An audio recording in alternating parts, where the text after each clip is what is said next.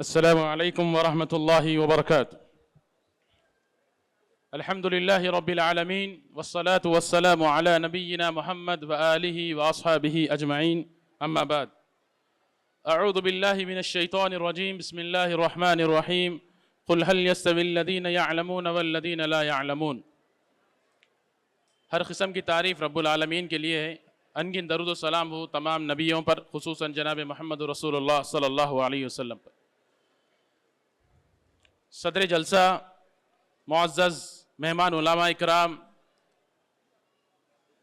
ذمہ داران جامعہ، اساتذہ جامعہ، طلباء جامعہ، حاضرین اجلاس، قرآن مجید کی ایک آیت کریمہ میں آپ کے سامنے تلاوت کی، جس میں اللہ تبارک و تعالیٰ ارشاد فرماتے ہیں کہ علم والے اور علم رکھنے والے اور علم نہ رکھنے والے دونوں برابر نہیں ہو سکتے. علم رکھنے والوں کو بڑی فضیلت ملتی ہے، اہل علم کی بڑی فضیلت ہے، اہل علم کا بڑا مقام و مرتبہ ہے. یہ علم ہی ایک ایسی چیز ہے جو انسان کو عام انسان سے بلند پیمانے پر رکھتی ہے. تو لہٰذا اسلام کی پہلی وحی بھی علم ہی کی تعلق سے تھی.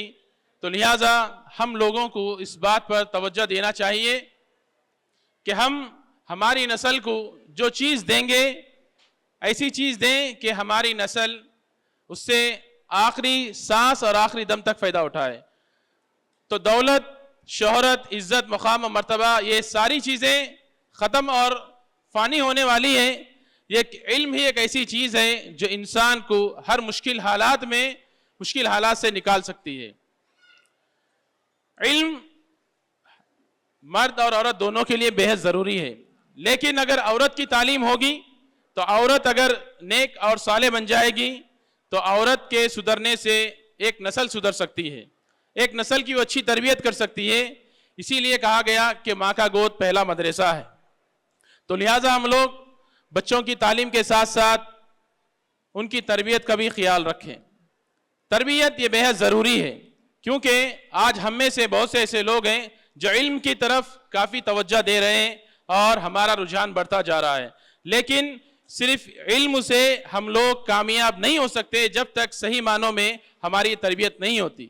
مثال کے طور پر آج ہم ہندوستانی ماحول میں سانس لے رہے ہیں، وہاں پر ہمیں علم کے بہت سارے مراحل، بہت سارے ذریعے ملتے ہیں. لیکن اسکول و کالجز میں ایسی چیزیں پڑھائی جا رہی ہیں کہ اگر ہم اپنی اولاد کی صحیح تربیت نہیں کریں گے تو ہماری اولاد ہمارے ہاتھوں سے نکل جائے گی. مثال کے طور پر 3 یا 4 یا 5 اسٹینڈرڈ میں جب بچوں کو ساؤنڈ پولوشن کے نام پر کتابوں میں کچھ ایسی چیزیں بتائی جاتی ہیں، مثال کے طور پر ایک پلین کا ساؤنڈ ہو یا پھر اسپیکر کا ساؤنڈ ہو، اس کے ساتھ ساتھ یہ ہندوستانی تعلیم کی کتابوں میں مسجد کا بھی ایک نقشہ دکھایا جاتا ہے کہ مسجد سے جو آواز آتی ہے وہ بھی ساؤنڈ پولوشن ہے. نعوذ باللہ. اگر ہم اپنی اولاد کی صحیح تربیت نہیں کریں گے تو یہ چیزیں ہماری اولاد کو اسلامی تعلیمات سے دور کر سکتی ہے. تو لہٰذا ہم لوگ تعلیم کے ساتھ تربیت بے حد ضروری ہے. آپ دنیا کی کسی بھی ادارے میں پڑھائیں، کسی بھی اسکول و کالجز میں پڑھائیں، لیکن تربیت ان کی صحیح ہونی چاہیے. اگر تربیت صحیح ہوتی ہے، یہی وہ دینی قلعے ہیں جو آج ہمارے سامنے جس کا ایک عظیم الشان مظاہرہ ہم دیکھ رہے ہیں، یہی وہ دینی قلعے ہیں جہاں ہم اپنی اولاد کی صحیح تربیت کر سکتے ہیں. تو میں آخر میں اپنی بات کو ختم کرتے ہوئے اس جامعہ کے بانی جناب محمد عیسیٰ صاحب اور ان کے سبھی برادر جو ان کے ہر قدم ان کا ساتھ دیتے ہیں، ہر مشکل میں ان کا ساتھ دیتے ہیں، ہر خوشی میں ان کا ساتھ دیتے ہیں. یہ جامعہ جو اپنی زندگی کے 10 سال مکمل کر چکا ہے، بڑے نشیب و فراز اس نے دیکھے ہیں، بڑی مشکلیں دیکھی ہیں. ہم سبھی کو مبارکباد دیتے ہیں، جامعہ کو، ارکان جامعہ کو، بانیان جامعہ کو، ذمہ داران جامعہ اور اساتذہ کو کہ انہوں نے اپنی زندگی کے 10 سال مکمل کیے.